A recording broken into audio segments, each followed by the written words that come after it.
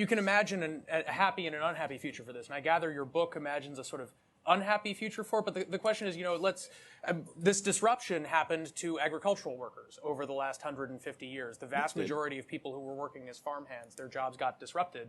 But nobody seems terribly. I mean, there's small towns in Nebraska that are sad about this fact. But for the most part, this has been a really positive change. So, Gerald, do you imagine that as is this a good thing if this is going to happen?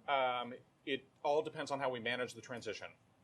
So that's a good non-answer. It's very much under our control, and we have gone through transitions both in agriculture and manufacturing, and of course we have a huge service sector right now. Yeah. And they're really. I think there are really three debates here. The first is, are we going to develop robotics, AI, and other disruptive technologies that will both substitute for human labor and also eliminate kind of entire sectors, as Amy was saying. And when you look at the developments of just the last few years, it's very nascent at this point, but I think we can see the path to where these technologies are going to have a very significant impact on existing employment in the kinds of categories that Amy was talking about. Then the second debate is about the most common reaction is, okay, well, but we've always created new jobs whenever that happens. Agriculture, manufacturing, we have created new jobs. And so I'd just like to bring a little data, because a lot of that conversation is anecdotal, and the plural of anecdote is data, but there's also a lot more data that's available than just anecdotes. So if we can start with slide 9, this might be helpful for people. So when you look at occupations, in 2014, the Bureau of Labor Statistics puts out data every year. 535 major occupations. These are not tiny little jobs, but the major things that people do. And it is true that if you go back to 1914, 100 years ago, 20% of the occupations that we have today did not exist 100 years ago. But that means 80% did. If you go down that list, you will find 80% of the occupations existed 100 years ago. And if you actually look at the number of workers in those occupations, 90% of people in the U.S. workforce work in occupations that existed 100 years ago. So while we do create new jobs and new types of jobs, the most common jobs, if you look at the 50 top occupations, there's only one, mine, software engineer, which is new in the last 100 years. So there's a common perception that we create new types of jobs.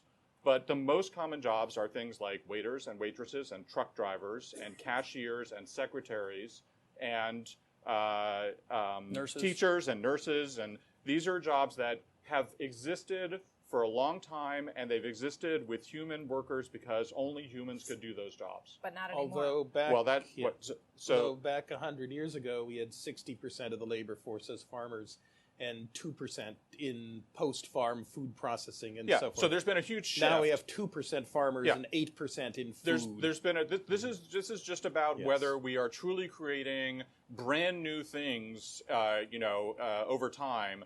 We're mostly shifting people into those jobs that computers and robots could not yet do. Yes. And when you look at what is going to be possible in the next, I agree with your time frame, kind of 15, 20 years versus 100 years, I think a lot of those occupations are going to be at risk. And so people say, okay, well, yes, we invent new jobs. We also invent whole new industries. And so if we go to slide 8, I think it's important to look at the industries that we do create and how many jobs they have in them and how many jobs growth we get out of that. This is data on total employment from 1993 to 2013. This is the internet era, 93 to 2013, 20-year time period. Obviously, we had a significant disruption in 2008. So we only added 23 million net jobs in this time period. Should have been higher than that, but we had a big dip. So if you look at where does that growth come from, half of that growth of 23 million net new jobs came in food services, retail, healthcare, education, and people driving vehicles for a living. So that's where half of that growth came from. If you take every high-tech industry, computer industry, internet, telecom, electronics, aerospace, chemistry, scientific R&D, only 5% of the growth in the last 20 years came from those industries. And in fact, those industries are only 6% of employment growth. So people talk about, oh, well, we'll invent whole new industries that people work in. The new industries we're inventing are not mass employers. They simply do not generate mass numbers of jobs of the kind that we have in those other industries. We added 4 times more jobs in food service and retail than in every other high-tech industry in the last 20 years. Those are the jobs that we've been creating. And those are the jobs that are very subject to automation. And then finally, people talk about the STEM jobs, or, well, people get replaced by automation, and so they should they'll just get educated and retrained and move to higher skill technical jobs or maybe creative jobs. These are the outlets that people think of. So if we go to slide 10, again, just to bring a little more data, this is the last slide. So you have total employment, about 145 million jobs, and about 8% of those are every computer job, scientific job, technician job, mathematician, data scientist. All of those jobs are about 8% of jobs. And then the little green, I apologize, it's really hard to see. The little green sliver there is every creative job in the economy. Photographers, artists, actors, writers, editors, choreographers, dancers, and all the media jobs, people here in the media industry, broadcasters, journalists, etc. And so that's a very small percentage of the economy. The economy is simply not made up of STEM jobs and creative jobs.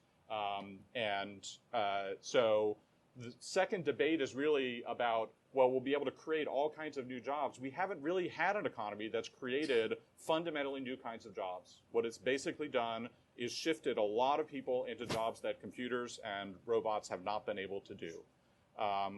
And so I think there's a serious debate about whether the economy is actually going to be able to generate new jobs as these technologies step forward.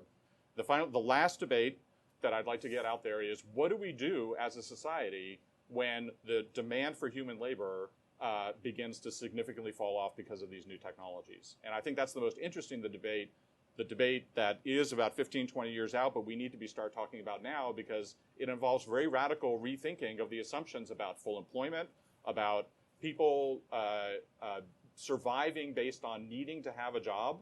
And I think there are very interesting solutions that have been proposed to this problem, including one that's been endorsed left, right, and center, which is a basic income guarantee that gives everyone a foundation on which to build their lives, but guarantees them an income that says they don't need to work to survive.